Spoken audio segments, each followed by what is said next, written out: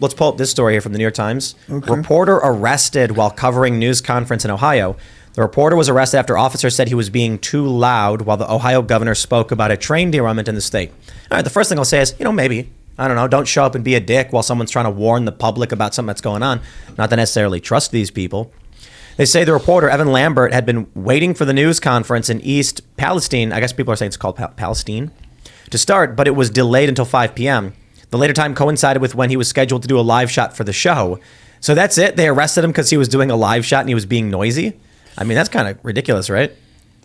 I think that's ridiculous. Although the fact that it's the New York Times reporting on it, and I feel like they would never cover most journalists getting kicked out of things, makes me wonder what else is going on. I mean, he wrapped his live shot as soon as he realized the governor was speaking. They arrested him anyway. Have you seen the video of it? Is it crazy? It's kind of crazy. He's definitely like, I didn't see the part like.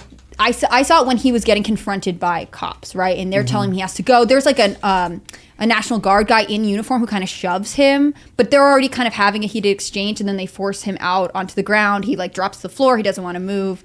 It's obviously something's going on, but in the video, it's not is this it right clear here? who instigates it. This is it? Before that, he's inside. So right now, he's like in a vestibule because they're obviously having. Journalists, they're bad people. You know what I mean? You gotta arrest them because they're trying to lie to the American people, right? I mean, I agree, but not really. Kinda. Most of them are bad people. I don't know. I think at this point, it's true. I just, like, you don't make money telling people what's going on anymore. Like, we all saw it happen on Twitter. So what ends up happening is these news organizations are just like, how can we maximize traffic for the sake of traffic and getting clicks?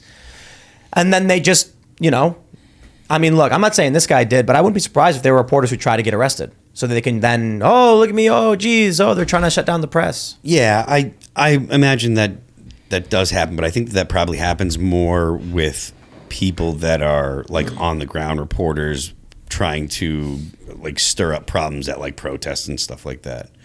You know what I mean? Well, there's a lot of activists who pretend to be journalists. Exactly. And they go around screaming, I'm a journalist, and then throw a brick or something. Yeah. I'm exaggerating. Speaking of activists, where are all the climate change and ecosystem crazy people? They should be all over this. They're breathing their pure air somewhere else. Yeah. They're in Georgia complaining about police wanting to build a police building. Oh, God. Yeah, that's climate change has to do with the police in Georgia. It's because the police want to tear down these trees to build a police training facility. Mm-hmm. So these Antifa people came from out of state, crossing state lines with guns. Yeah, I mean, yeah, but very serious. They're probably being paid to do that. Firstly, no, I don't know about.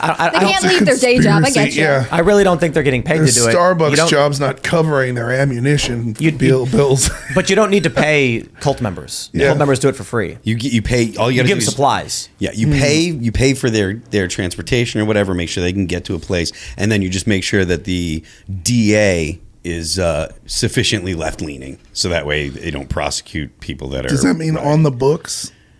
On the books? Well, yeah. I mean, I don't know on the books, but the thing is, like, if you've got left-leaning groups that are giving a bunch of money to of course district attorneys races and stuff like that, then they get elected. And isn't it crazy that news organizations endorse politicians? I mean, like, I trust you. I think it's terrible. Well, I mean, it makes sense. Why? Why does it make sense? Because I mean, I look at how the news has changed over the last 20 years, and it's like the mainstream media's viewership is deteriorated with the explosion of the internet, and so they can't really afford to keep up with platforms like YouTube and all these other things. And so clickbait was created because the internet they had to figure out a way how to get people at their short-term memory immediate response. And so the way that advertising done, the way that headlines are written, the way that everything has changed. And so the whole concept behind, journalistic integrity is not rewarded in this new era of media, right? Where it's like we're used to, when I was a kid, you watch Walter Cronkite and Barbara Walters, and they don't tell you what to think. They just tell the story, That's what the news used to do, and then you figure it out for yourself. And things are always a little bit leaning to one degree or another, but the media and the mainstream media leaning was not tolerated by the public. I disagree. I think the issue was they were the principal sources of information, and so they always tried to play middle of the road to the best of their abilities out of fear that they would spark a controversy. So it's not. It's sort of true what you're saying. I should say I agree mostly, but the idea is like the newsroom always was motivated by maximizing viewership, and they were like, well, we'll lose 10% of our audience if we do that.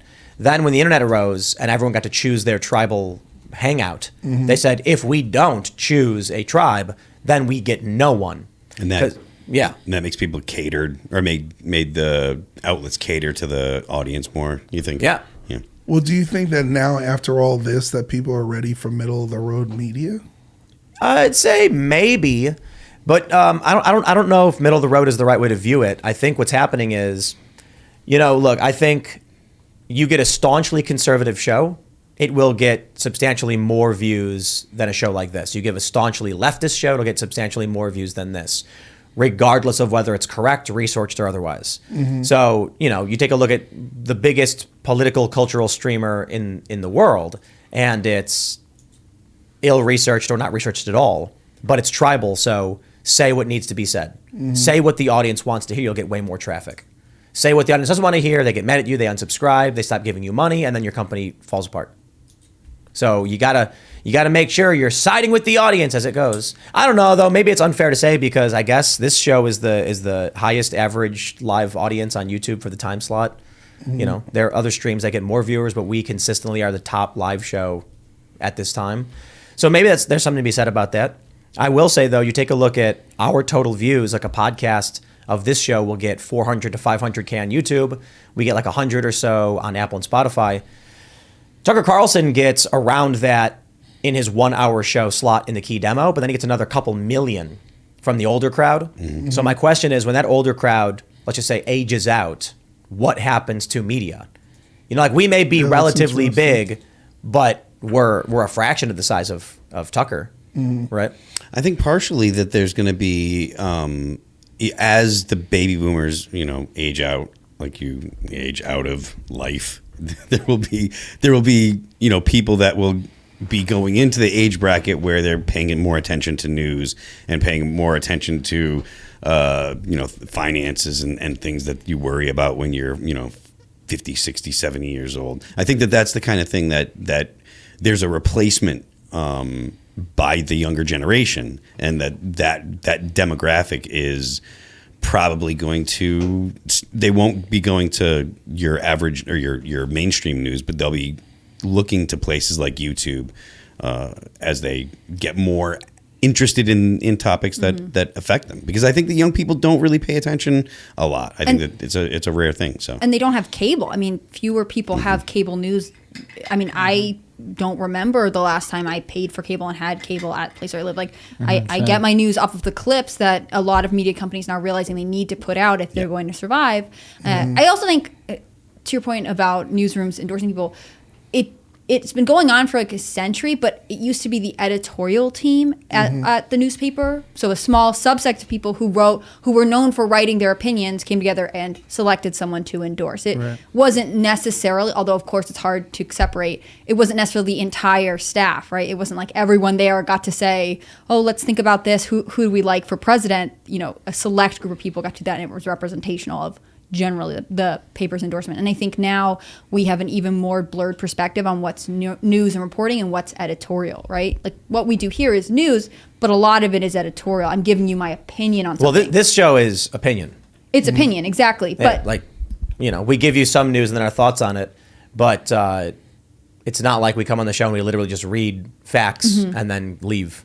No, not at all. And I think that's where it becomes confusing because it sounds like these authorities, the New York Times, the Washington Post, that theoretically are presenting facts and straight news in the middle of the line, are then saying, oh, this is the better choice. It makes it sound like it's coming from an informed factual position when actually it's all editorial. It's opinion-based. Yeah. I mean, the crazy thing is the New York Times has like 10 million subscribers. Still, I can't believe that. Yeah, and what do they pay, like $10 a month or something? Still, they've been growing.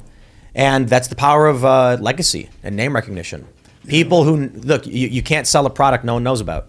Everybody knows what the New York Times is. New York Times is, so they want to read the news. They just buy that, and they don't realize they're being lied to a large portion of the time. Now, the New York Times does a good job with a lot of basic reporting, but when it comes to politics, they're just pissing on your face. Yep. But That's a saying, right? And all of these places are competing for the same people. I think it's a saying because you made it a saying. Oh, yeah. The Washington Post has major layoffs right now. I mean, they are competing. They're competing for the same. I makes want to you feel say good. subscribers, but I don't remember what it's called when it's actual print paper. They're competing for the same subscriptions, subscription. Yeah, they're competing for the same people to pay for them that are paying for the New York Times, right? And if they're basically giving you the same editorial positions on politics and everything else, and they're doing the same type of reporting, or maybe the New York Times is doing it better, why would people pay for their service, right? Well, that's the problem. It just seems like each side of the aisle have their messaging is unilateral, and it's just that's why people are like younger people are moving away from traditional media. It's also too they've lost, like anyone who can use a computer at this point, I feel like can just fact check any article, and they're like, oh, they're just lying to us, and we've seen this happen. You'll go to the New York Times and it'll be like Donald Trump works for Russia, and they'll go, whoa. Yeah. And there's no ounce of curiosity to like, who told them that? And they're like, an anonymous guy we met close to the office of Donald Trump confirms. And what they mean by that is a homeless guy in the alley who's physically close to his office. Thanks for watching this clip from the Timcast IRL podcast. Hang out with us live Monday through Friday at 8 p.m. and become a member over at timcast.com for uncensored, members-only shows exclusive. Thanks for hanging out, and we'll see you all next time.